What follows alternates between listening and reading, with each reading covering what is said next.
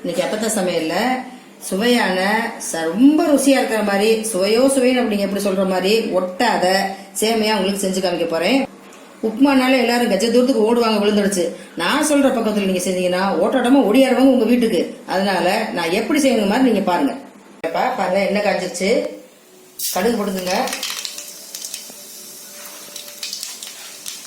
கொஞ்சம் கடலைப்பருப்பு உளுந்த பருப்பு மிளகு சேர்த்துக்குங்க. கடலைப்பருப்பு உளுந்த பருப்பு ஒவ்வொரு டேபிள் ஸ்பூனு நான் காமிச்ச பார்த்தீங்களா அந்த பாருங்க இந்த மாதிரி டேபிள் ஸ்பூனில் ஒவ்வொரு டேபிள் ஸ்பூனு கடலைப்பருப்பு உளுந்த பருப்பு ஒரு 1/4 டீஸ்பூனு மிளகு சேர்த்துக்கோங்க. அது கூட கொஞ்சம் பெருங்காயம் இந்த பாருங்க இந்த அளவு பெருங்காயம் நல்ல வாசமாக இருக்கும் சேர்த்துக்கோங்க. நல்லா பொரிஞ்சிருச்சு. இப்போ கொஞ்சம் கருவேப்பிலை சேர்த்துருங்க.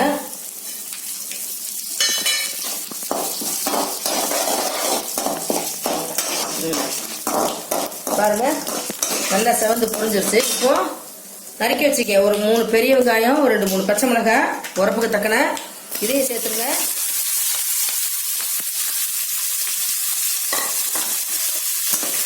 நல்லா எண்ணெயில ஒரு பரட்டி விட்டுருங்க. வெங்காயம் நல்லா வேகிறதுக்கு கொஞ்சம் போல டக்குனு ஒரு கல்லுப்பு சேர்த்துருங்க. டக்குனு வெந்துடும். பாருங்க நான் 1/4 உப்பு சேர்த்துக்கிறேன் வெங்காயம் வதக்கிறக்காண்டி. வதக்கட்டும். ஒரு 2-3 நிமிஷத்துல வதக்கிறோம்.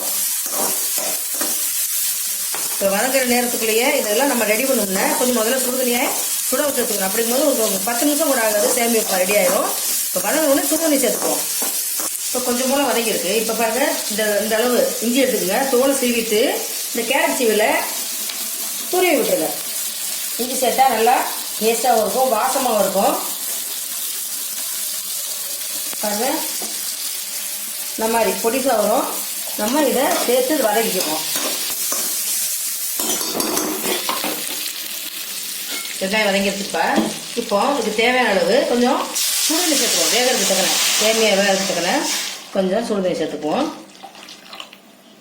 இந்த ஒரு கப்பு சேர்த்தோம்னா இந்த பாருங்க நான் போட்டேன் பார்த்தீங்களா, இந்த கையில் அள்ளும் போது ஒரு பிடி சேமியா இந்த மாதிரி இருக்கும்போது ஒரு 3 கைப்பிடி சேமியாக்கும் இந்த தண்ணி வந்து போதுமான தண்ணி.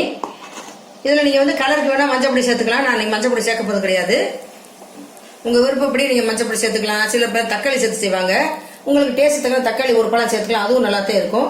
இறக்க போகும்போது கொஞ்சம் போல ஒரு டீஸ்பூன் நெய் விட்டு இறக்குன்னா இன்னும் சூப்பராக இருக்கும், சுவையாகவும் இருக்கும். நான் செஞ்சு காமிக்கிறேன். இப்போ தண்ணி நல்லா கொதிச்சிருச்சுப்பா. இப்போ வந்து இந்த சேமியா இதில் வந்து பாக்கெட்டில் போட்டுப்பாங்க டபுள் ரோஸ்டோடு அப்படின்னு சொல்லி போட்டுருப்பாங்க. ஆனாலுமே நம்ம கொஞ்சம் எண்ணெயோ நெய்யோ விட்டு இதை நம்ம லைட்டாக வறுத்துடணும், சூடு பண்ணிடணும். அப்போதான் நம்மளுக்கு பொழுன்னு கிடைக்கும். இப்போ பாருங்க கையினால் அள்ளி கொஞ்சம் கொஞ்சமாக அப்படி சேர்த்துறோம்.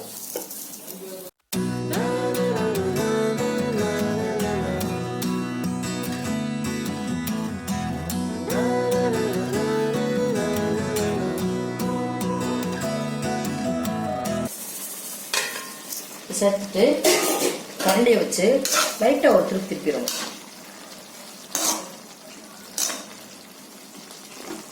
இந்த பக்கம் தான் இருக்கணும். இந்த பாருங்க இந்த தண்ணி இந்த அளவு தான் இருக்கணும். ரொம்ப மேலே இந்த அளவுக்குலாம் தண்ணி வச்சுங்க பார்த்தீங்களா, அப்படி போட்டோம்னா சேமியா வந்து குளக்குளன்னு போயிடும், நல்லாவே இருக்காது, கூழ் மாதிரி இருக்கும். இதுதான் நல்லா டேஸ்டாக இருக்கும், பொழுன்னு கிடைக்கும். நம்மளுக்கு ஒரு 5 நிமிஷம் ஆகும். நம்ம வெங்காயம் வதங்கும் போதே கொஞ்சம் 1/4 உப்பு சேர்த்துட்டேன்ப்பா. இப்போ நான் அந்த உப்புமாக்கு தேவையான உப்பை வந்து நான் சேர்த்துட்டேன். டேஸ்ட் பண்ணி பார்த்துட்டேன், கரெக்டாக இருக்கு. நீங்களும் அதே மாதிரி இந்த மாதிரி சேமியா போடும்போது மிச்ச உப்பை நம்ம சேர்த்துக்கோங்க. கொஞ்சமாவே சேர்த்துங்க. டேஸ்ட் பண்ணி பார்த்து பத்தலைன்னா கொஞ்சம் சேர்த்துக்கோங்க. ஒரு 5 நிமிஷம் கழிச்சு பார்ப்போம்ப்பா. டக்குன்னு வெந்துடும். வெந்தாலே நான் உங்களுக்கு காமிக்கிறேன். பாருப்பா வந்துருச்சுப்பா. கொஞ்சம் போல தான் ஒரு டீஸ்பூன் நெய் நல்லா இருக்கும். கூடவே ஒரு டீஸ்பூன் கூட சேர்த்துக்கலாம். நல்லா வாசமா இருக்கும், ரொம்ப பிடிக்கும். குழந்தைகளும் விரும்பி சாப்பிடுவாங்க. இந்த குளிர்ச்சியான நேரத்துக்கு, அதாவது பனி நேரத்துக்கு நைட்டில் செஞ்சு சாப்பிட்றதுக்கு சரியான டேஸ்டான உப்புமா உங்களுக்கு ரெடி ஆயிடுச்சு. இப்போ இறக்கிடலாம். இந்த பாருங்கப்பா கிண்டியாச்சு. சட்டியில் விட்டுக்கான்னு பாருங்க, ஒட்டவே ஒட்டாது. சிலருக்கு வந்து அது சரியா வறுக்க தெரியாம பக்குவம் இல்லாமல் வறுத்துட்டு ஒட்டி களியா போயிடும், வீட்டில் சாப்பிடவே முடியாத அளவு செஞ்சு விடுவாங்க. அந்த மாதிரி செய்யறவங்க பாத்துங்க. அப்பதான் எப்படி செஞ்சிருக்கேன் பாத்துங்கப்பா. இந்த பாருங்க உங்க கண் முன்னாடி காமிக்கிறேன். சட்டியில சுத்தமா ஒட்டலை. இந்த மாதிரி பொழுன்னு செஞ்சு சாப்பிடலாம். தேங்காய் சட்னி இதுக்கு ரொம்ப காம்பினேஷன் சூப்பரா இருக்கும். சுட சுட மிளகு இஞ்சி எல்லாம் போட்டுக்கப்பா. சீரகமும் சேர்த்திருக்கேன், நான் பெருங்காயம் சேர்த்திருக்கேன். அதனால இந்த மாதிரி செஞ்சு கொடுக்கறனால குழந்தைகள் வந்து நல்லா சாப்பிடுவாங்க. இன்னும் செமிக்காது எல்லாம் சொல்ல வேண்டியதே இல்லை. இந்த பாருங்க அதுக்கு தோதா கொஞ்சம் சட்னி